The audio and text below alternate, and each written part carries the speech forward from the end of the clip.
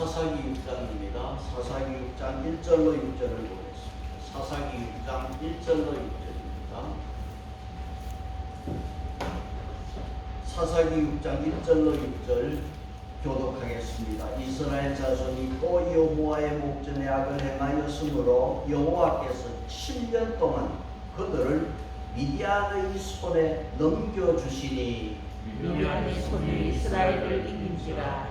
이스라엘 자손이 미디안으로 말미암아 산에서 옮겨와 불과 산성을 자기들을 위하여 만들었으며 이스라엘이 파종한 때면 미디안과 아말렉과 동방 사람들이 치러 올라와서 진을 치고 가사에 이르도록 토지 소산을 멸하여 이스라엘 가운데에 먹을 것을 남겨두지 아니하며 양이나 소나 나귀도 남기지 아니하니 이는 그들이 그들의 짐승과 장막을 가지고 올라와 메뚜기 떼같이 많이 들어온 그 사람과 낙타가 무수함이라 그들이 그 땅에 들어와 멸하려 하니 이스라엘이 미디안으로 말미암아 궁핍함이 심한지라. 그의 이스라엘 자손이 여호와께 부르짖었더라. 아멘.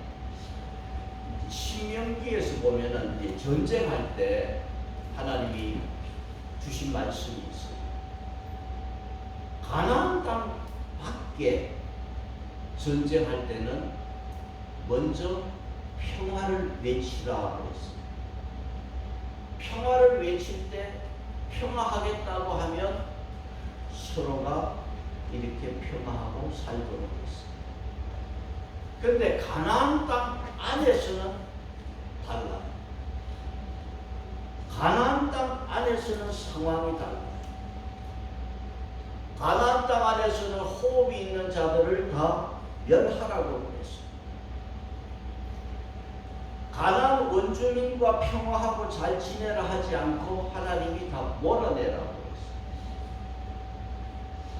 가나안 땅은 천국의 모형이기 때문에 이 안에서는 어떤 범죄나 불신앙이 있어서는 안 돼요.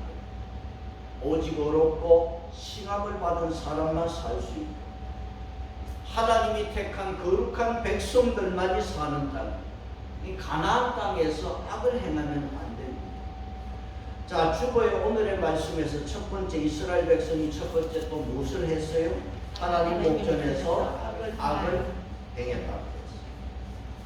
지금 이스라엘 백성들이 하나님 눈앞에서 몇 번째 악을 행하고 있습니다.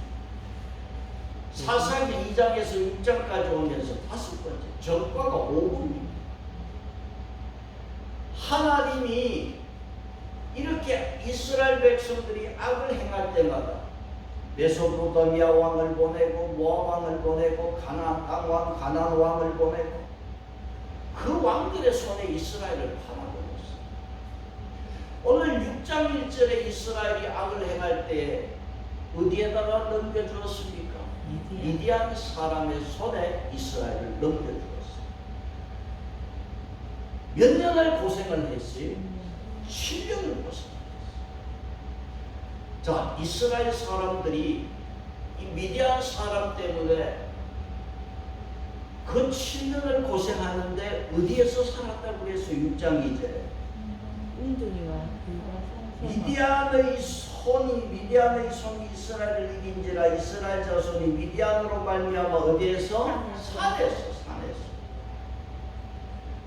하나님이 주신 젖과 꿀이 흐르는 땅에서 편히 살지 못하고 집을 떠나 산으로 도망해서 두더지처럼 굴에 숨어서 가야 했어요. 하나님이 이스라엘 백성들에게 가나안 땅을 주신 것은 이 민족 저 민족에게 쫓겨다니며 살라고 주신 땅이 아닙니다. 가나안 땅의 주인이 되라고, 가나안 땅에서 하나님 나라 세우라고 주셨어요. 근데 도리어 핍박을 받아서 산 속에서 굴을 파고 사는 비참한 신세가 있어요. 여러분, 하나님이 은혜를 주시고 평안을 주실 때 우리는 평소 믿음 생활하잖아요. 신앙생활 소홀히 하면 달동대로 가는 수가 있어요. 그래서 여러분, 예배, 믿음 생활 변함없이 잘하는 여러분 되시기 바랍니다. 이스라엘 백성들이 하나님 앞에 악을 행할 때 이 주거 문제만 아니에요. 식생활도 문제가 되었어요. 그래서 이스라엘 백성들을 미디안 손에 팔았는데 미디안 사람들 많이 들어온 게 아니라 아말렉하고 동방 사람들까지 힘을 합쳐가지고 6장 3절로 4절에 보면은요, 파종할 때 이 백성들이 치러 올라와요. 파종 때가 되면 올라와고 다 파헤쳐도 가축이라고 하는 가축은 다 끌고 갔어요. 6장 5절에 그 수가 얼마나 된다고 그랬어요. 이는 그들의 짐승과 장막을 가지고 올라와 메뚜기 떼같이 많이 들어오고, 이 미디안 군사들이 힘을 합쳐서 이렇게 아말렉하고 동방 사람들하고 쳐들어오는데 메뚜기 떼같이, 영어 성경에 보면은 수를 세는 게 불가능하다. 메뚜기 떼같이 이걸 수를 셀 수, 이게 불가능하죠. 그렇게 많이 쳐들어왔어요. 이스라엘의 지금 비참한 현실을 보게 돼요. 그래서 6장 6절을 보시면 이렇게 말씀해 있죠. 이스라엘이 미디안으로 말미암아 궁핍이 심하니라. 이 비참한 현실. 모세가 이스라엘 백성들에게 가나안 땅을 기업으로 얻을 때 이거 조심해라. 자, 주보에 지금 기록해놨어요. 신명기 6장 11절로 13절 같이 보겠습니다. 신명기 6장 11절 13절 같이 봅니다. 시작. 네가 집을 채우지 아니하냐. 아름다운 물건이 가득한 집을 얻게 하시고 네가 파지 아니한 물을 차지하게 하시며 네가 심지 아니한 포도원과 감람나무를 차지하게 하사 네가 배불리 먹게 하실 때에 너를 애굽 땅 종되었던 집에서 인도하여 내신 여호와를 잊지 말고 네 하나님 여호와를 경외하며 그를 섬기며 그의 이름으로 맹세할 것이니라. 그러면 6장 19절에 신명기 뭐라 그랬어요? 그리하면 네가 복을 받고, 가나안 땅 들어가면 네가 채우지 아니하는 아름다운 물건들이 집에 가득하게 되고, 파지 않는 우물을 너희들이 마시게 되고, 심지 않는 과실을 먹게 될 때 너희들이 조심하라고 했어요. 너는 조심하라. 뭐를? 여호와를 잊지 마라. 사람이 언제 조심해야 되는가? 하나님이 우리로 배불리 먹게 하는 조심. 사람들 보면 조금 배부르면 살짝 하나님 잊어버려. 다 그래, 이상하게. 성경은 기억의 중요성을 강조해서 말씀했어요. 여러분, 우리가 주일날 왜 이 교회 와서 주일을 지키고, 왜 이렇게 주일날 교회에 옵니까? 우리의 창조주 하나님, 우리의 구원자 하나님을 기억하게 하기 위해서, 우리를 위해서 죄에서 십자가에 돌아가신 예수 그리스도 그 하나님의 사랑을 기억하기 위해서, 우리를 의의 길로 인도하시는 하나님을 기억하기 위해서 우리가 이렇게 주일날 주님 앞에 나와 예배하는 줄 믿습니다. 이스라엘 백성들이 하나님을 잊어버리고 악을 행할 때 먹을 것이 없어서 굶어 죽게 되었고, 산에서 굴을 파고 사는 이런 두더지 신세가 되어버렸어요. 여러분, 우리가 참 조심해야 되는 게, 정말 신앙이 느슨해지만 드보라가 사사가 되어서 사사기 5장 31절에 몇 년간을 평안했다고 그랬어요? 40년. 자, 40년 평안하게 살게 되니까 이렇게 되면 사람의 마음이라는 게 그래. 하나님이 없어도 살 것 같아. 자기 힘으로 살 것 같아. 평안이요, 계속 될 줄 아는 거예요. 그래서 사람의 마음이 느슨해지면은요, 예배에 대한 감동이 식어져. 그 다음에 뭐가 따라오냐 하면 도덕적으로 해이해져. 그 다음 뭐냐? 죄를 짓게 돼. 죄를 짓게 되면은요, 병이, 죄악이 골치 아프게 따라오고,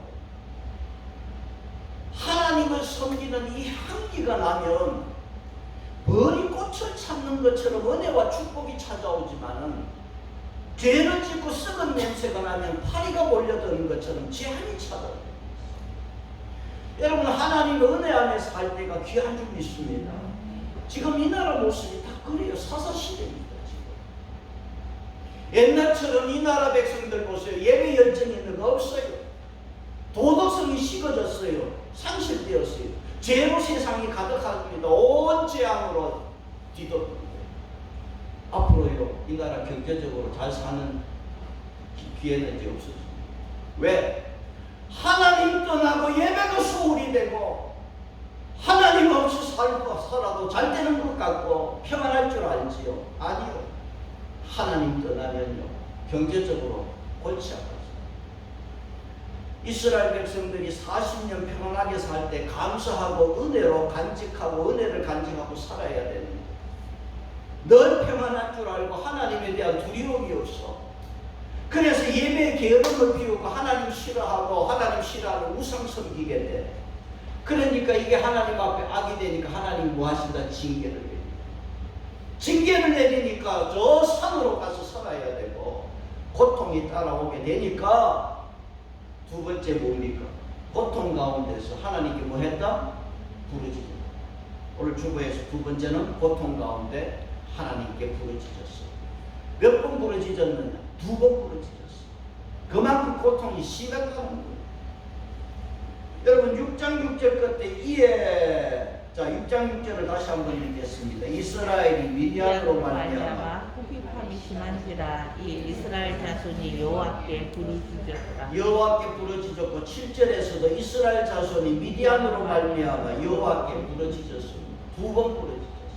여러분, 부르짖는 것이 해결의 열쇠고 최고의 방법입니다. 여러분, 이스라엘 이제까지 우리가 사사기를 보면서 이스라엘 백성들 보세요. 그 고통의 문제를 어떻게 해결했습니까? 다른 그 특별한 방법이 있었습니까? 없었어요. 메소포타미아 왕에게, 모압 왕에게, 가나안 왕에게 짓눌리는 고통을 당할 때 특별한 방법이 있었던 거 아니에요? 뭐 했습니까? 부르짖었죠. 방법은 하나입니다. 하나님께 부르짖어야 돼요.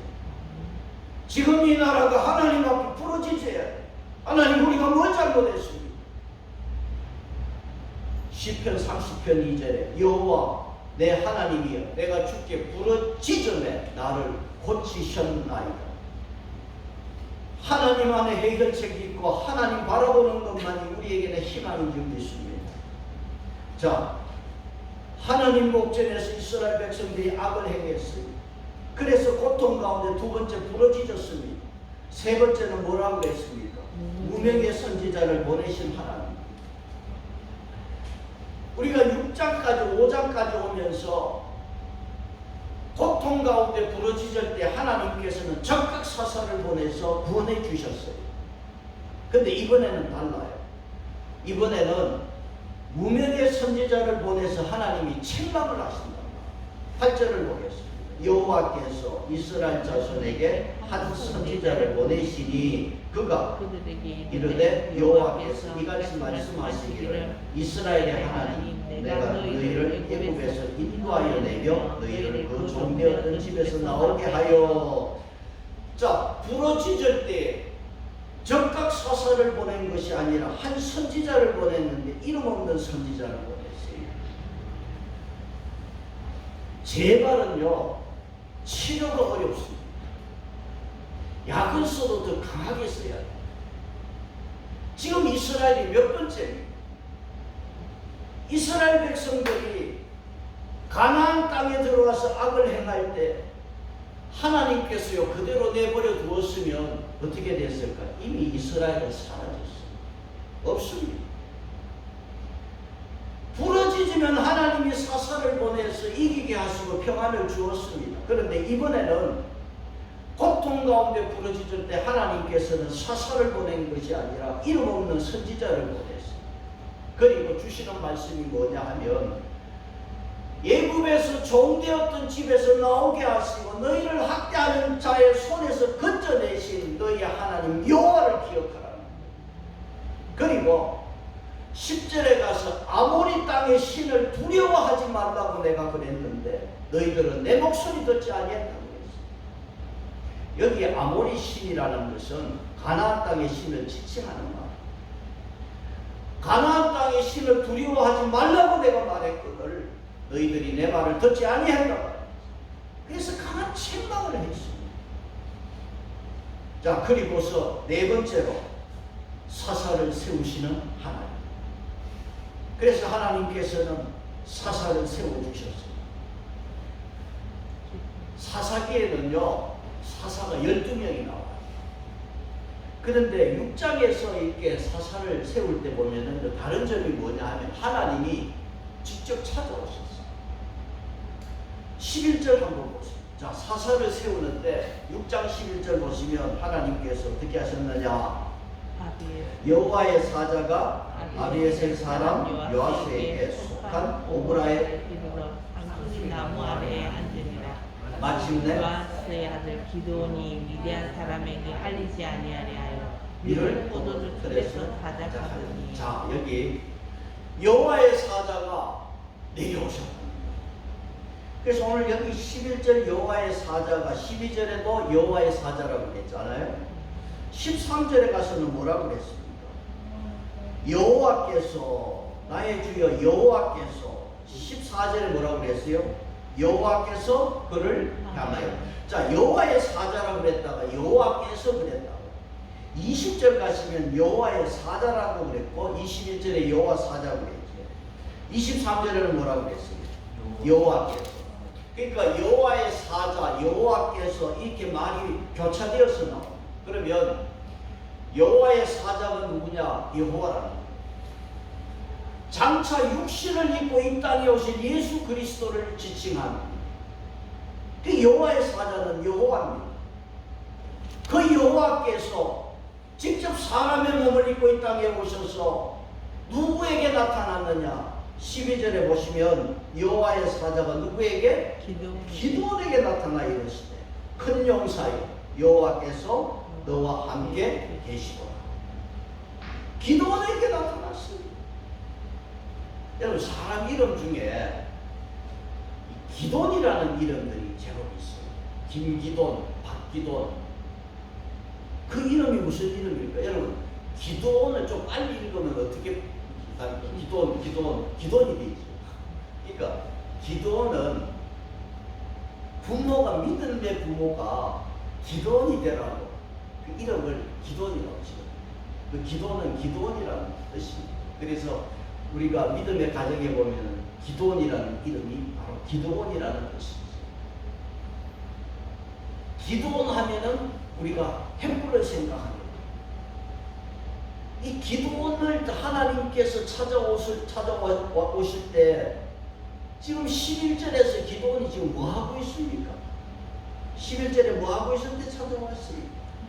기도원이 미디안 사람에게 알리지 아니하려 하여 밀을 포도주 틀에서 타작하더니 여호와의 사자가 기도원에게 나타나 이르시되. 여러분, 우리가 일반적으로 타작하면은 넓은 마당에서 밭에서 바람이 부는 데서 타작을 하죠. 공간이 넓은 데서 타작을 하는데 이 기도원은 들키지 않으려고 미디안 사람들 포도주 틀에서 이렇게 타작을 해요. 그럼 포도주 틀이 뭐냐 하면 포도를 짜는 틀이에요. 그 포도주 틀이라는 것은 이물질이나 바람에 먼지가 들어가지 않도록 밀폐된 공간에 이 포도주 틀이 있다고. 그럼 그 틀에서, 그 큼큼한 틀에서 미디안이, 이 기도원이 타작을 했다는 소리는 뭡니까? 기도원이 사실은 타작한 게 아니라 곡식의 나라를 뜯고 앉아 있었다는 소리죠. 거기서 무슨 타작이 되겠어요? 그 숨어서 그 나라를 뜯고 앉아 있는 거예요. 그 상황에서 뭔가 사람이 불쑥 나타났으니 기도원이 미디안 사람에게 들켰다 생각을 하면 엄청 놀랐었고 깜짝이야 그랬어요. 그 기도원에게 나타나서 하신 말씀이 뭡니까? 12절에서 하신 말씀이 뭡니까? 여호와의 사자가 기도원에게 나타나 이르시되 큰 용사여 여호와께서 너와 함께 계시도다. 여호와께서 너와 함께 계시도다. 이 말은 여러분 성경의 인물 중에 위대한 지도자들, 특별히 하나님 택한 자에게 이 말씀을 주셨거든요. 그러면 기도원에게 이 말씀을 주신 것은 기도원 개인에게는 큰 영광. 여호와께서 나타나서 기도원에게 여호와가 너와 함께 하신다. 얼마나 큰 영광입니다. 정말 감격스러운 말씀이에요. 그런데 기도원이 그 말씀을 듣고서 감사하고 감격한 것이 아니라 하나님께 따지고 들고 있습니다. 따지고 있습니다. 13절에서 뭐라고 했습니까? 기도원이 그에게 대답하되 오 나의 주여, 오 나의 주여, 여호와께서 우리와 함께 계시면 어찌하여 이 모든 일이 우리에게 일어났나이까? 일어났나이까? 또 조상들이 일찍이 우리에게 이르기를 여호와께서 우리를 애굽에서 올라오게 하신 것이 아니냐 하는 그 모든 이적이 어디 있나이까? 이제 여호와께서 우리를 버리사 미디안의 손에 우리를 넘겨주셨나이까? 넘겨주셨나이까? 자, 여기에 기도원이 뭔가 어떤 사람이 불쑥 나타나서 여호와께서 너와 함께 하신다 할 때 기도원이 뭐라고 그래요? 오 나의 주라고 그랬어요. 여기에서 주라고 하는 표현은 기도원이 자기를 찾아오신 분이 누군지를 잘 몰라.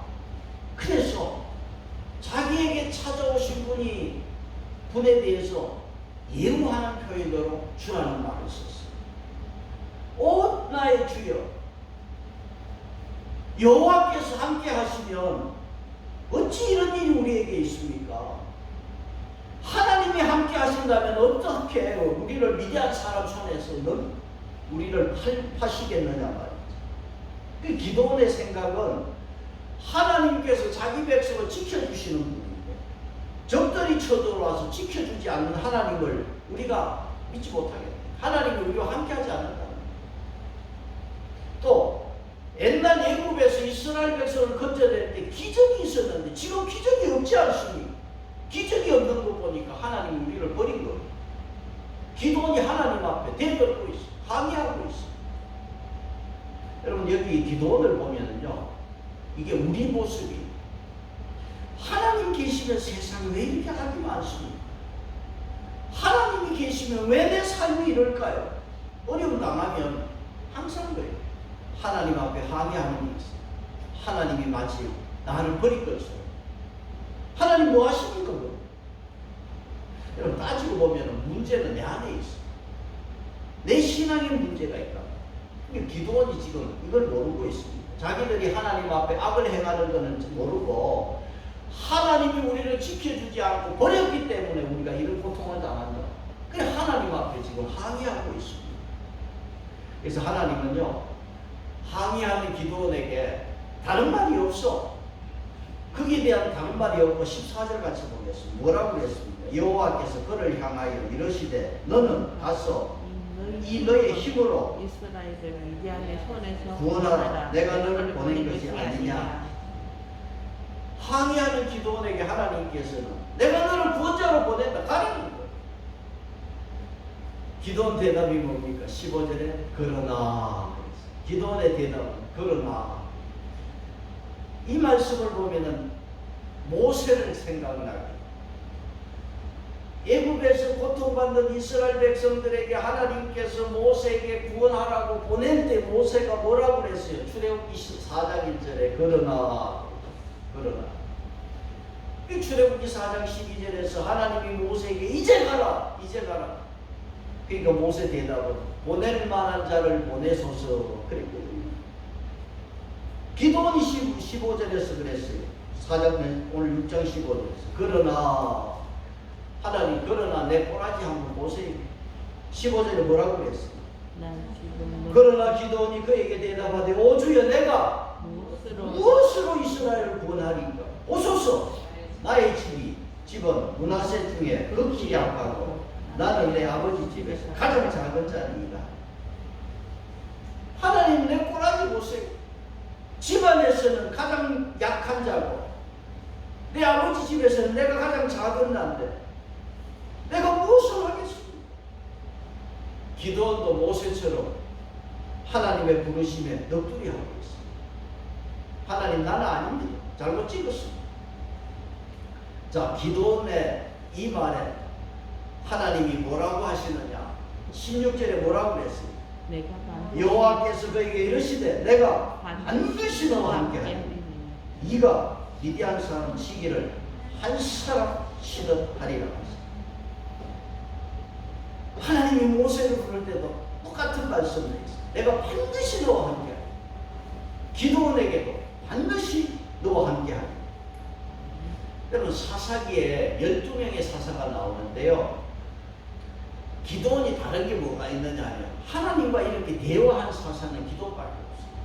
계속 하나님이 말씀하고 기도원이 대답하고 항의하고 그래도 하나님께서는 참으시고 또 대답해 주시고 기도원이 그러나 그래도 내가 반드시 너와 함께하다. 계속 하나님께서는 참고 기도원과 대화를 하셨어요. 근데 여러분 하나님은 기도원에게 큰 용사요. 하나님이 함께 계신다. 여러분 기도원이 다른 사람들보다 잘나서 큰 용사가 아니에요. 하나님이 함께 하시기 때문에 그가 큰 용사가 되는 겁니다. 오늘 여러분 이 예배 자리에 있는 저와 여러분 큰 용사가 되기를 축복합니다. 기도원 입장에서 그러나 이해가 돼. 왜 이해가 되느냐? 아무리 자기가 자기 자신을 볼 때 큰 용사가 아니에요. 하나님이 함께 계신다. 하나님이 함께하는 증거가 어디 있느냐가. 자기 보고 큰 용사라고 하는데 그럼 이분은 도대체 누구냐 말이야. 자기를 찾아와서 덕담하고 좋은 말 해주는 사람 같이 보이지 도대체 이 사람이 누구냐 말이야. 하나님이 반드시 너와 함께한다. 당신은 누구냐는 거예요. 그래서 기도원이 당신이 정말 하나님이라면 직표를 보여주고 표징을 보여달라는 거예요. 하나님 되심을 보여주세요. 기도원이 지금 당당하게 하나님 앞에 하나님 됨을 보여달라는 거예요. 좀 믿을 수 있도록 그 표징이 뭐냐는 거예요. 17절로 가겠습니다. 17절 같이 봅니다. 시작. 기도원이 그에게 대답하되 만일 내가 주께 은혜를 얻었사오면 나와 말씀하신 이가 주 되시는 표징을 내게 보이소서. 지금 나에게 말씀하신 당신이 나의 주인이 되는 표징을 좀 보여주세요. 증거가 뭡니까? 증거를 보여달라. 뭐 얼마든지 이렇게 할 수 있겠죠. 자, 그런데 기도원이요 여기서 놀라운 것은 표징을 보여달라고 해놓고 18절에 기도원이 어디로 갔느냐 하면 예물을 가지고 갔어요. 그래서 18절에 내가 예물을 가지고 다시 주께로 와서 그것을 주 앞에 드리기까지 이곳에 떠나지 마시고 그대로 계십시오. 내가 예물을 가져올 때까지 기다리십시오. 그리고 예물을 가지고 왔어요. 기도원이 빈손으로 하나님 앞에 표징을 구한다. 이거는 뭔가 아니라고 생각을 했기 때문일까요? 기도원이 지금 가서 예물을 가지고 오는데 뭘 가지고 왔느냐 하면 염소 새끼를 가지고 왔어요. 그리고 누룩 없는 빵, 무교병을 가지고 오고 고기를 소쿠리에 담아왔어요. 그리고 뭘 또 준비했냐? 국도 준비해가지고 왔어요. 그 19절에 보니까 기도원이 준비를 제법 해가지고 왔어요. 여러분 보세요. 미디안이 쳐들어와서 가축이라는 가축은 다 빼앗아갔어요. 내가 봤을 때 기도원이 이 어린 양 한 마리에 숨겨놓은 것 같아요. 그걸 끌고 와서 가족을 생각하면 소쿠리에 고기를 담아오고 무교병을 가지고 왔는데 가족을 생각하면 가져다 볼 수 없는 일입니다. 그러니까 이 지금 가지고 온 예물을 보면은 자기 목숨보다 귀한 거예요. 이걸 가지고 와서 자기 목숨보다 귀한 예물을 아낌없이 하나님 앞에 그 사람 앞에 바쳤어요. 그러니까 이 예물은 뭐냐 하면 기도원의 믿음의 표시입니다. 그리고 기도원이 이 예물을 바칠 때 하나님이 보시고 뭐라고 그랬냐 하면은요, 고기하고 그 누룩 없는 빵을 바위 위에 놓고 그 위에다 국을 부으라고 했습니다. 그러니까 기도원이 그대로 했어요. 20절에서 그대로 했습니다. 자, 그대로 하니까 어떤 일이 일어났느냐? 21절 참 중요한 말씀. 21절 봅니다. 21절 시작. 여호와의 사자가 손에 잡은 지팡이 끝을 내밀어 고기와 무교병에 대니 불이 바위에서 나와 고기와 무교병을 살랐고 여호와의 사자는 떠나서 보이지 아니한지라. 자, 여호와의 사자의 손에 잡은 뭐가 있어요? 지팡이. 그 지팡이 끝을 내밀어 어디에다가 고기와 무교병에 됐으니까 불이 나왔는데 어디서 나왔다고 그랬어요? 바위에서 나왔어. 그러니까 지팡이는 그 예불에 됐고 불은 바위에서 나와서 고기와 무교병을 태워버렸어. 그리고 여호와의 사자는 사라져버렸어. 그러니까 기도원이 깜짝 놀란 거야. 왜? 이제 내 죽었다. 여호와를 내가 보았기 때문에, 하나님을 보았기 때문에 내가 이제 죽었다는 거야. 22절에 기도원이 그가 여호와의 사자인 줄을 알고 이르되 슬프도소이다. 주 여호와여, 내가 여호와의 사자를 대면하여 보았네. 그러니까 여호와께서 뭐라고 그랬어? 23절에 안심하라, 두려워하지 말라, 죽지 아니하리라. 기도원이 하나님을 보았어. 그래서 하나님이 안심하라 말이지. 죽지 않는다. 그래서 기도원이 그 자리에서 24절에 뭘 했어요? 여호와를 위하여 거기서 제단을 쌓고, 그 다음 그것을 여호와 살롬이라요. 그것이 오늘까지 아비에스 사람들에게 속한 오브라에 있었다. 그래서 기도원이 그곳에 제단을 쌓아서 여호와 샬롬, 여호와는 평강이라, 하나님과 기도원이 평화를 맺었습니다. 평화했습니다. 그러면 여기서 오늘 결론이, 참 중요한 결론이 있습니다. 오늘 결론이 뭐냐 하면, 지팡이 끝을 예물에 댈 때 우리 생각에는 지팡이 끝에서 뭔가 불이 나와야 되잖아. 지팡이가 뭘로 됐느냐? 불이 어디서 나왔다고 그랬어요? 바위에서 나왔죠. 그 바위에서 불이 나올 것 같으면 지팡이는 무슨 필요가 있어요? 아무 소용이 없잖아. 지팡이는 갖다 댔지만 바위에서 불이 났어. 지팡이는 소용이 없어. 하나님이 기도원에게 말씀하시는 게 바로 이거예요. 오늘 하나님이 우리에게 말씀하는 게 바로 이겁니다. 기도원이 나는 아닙니다. 나는 제일 약한 자고 내가 뭘 하겠습니까? 맞잖아요. 그렇습니다. 중요한 건 뭐냐? 기도원이 불을 내는 것이 아니라 불은 반석에서 불이 나와. 반석은 하나님이 있습니다. 하나님이 반석에서 생수가 터지고 반석에서 불을 내시는 분은 하나님이 있습니다. 우리는 뭐냐? 지팡이밖에 안 돼요. 저와 여러분은 지팡이. 그 지팡이를 하나님이 쓰실 때 거기에 반석에서 불을 내주시고 역사하는 거지. 저와 여러분은 지팡이. 그래서 기도원아, 너는 지팡이다. 저와 여러분은 오늘 너는 지팡이다. 오늘 여러분, 이게 한국교회의 병입니다. 뭐냐 하면은 조금 은혜 받았다면, 조금 은사가 있다면 자기가 불을 내는 것처럼 착각하는 거예요. 그 자기한테 와서 기도 받으라고.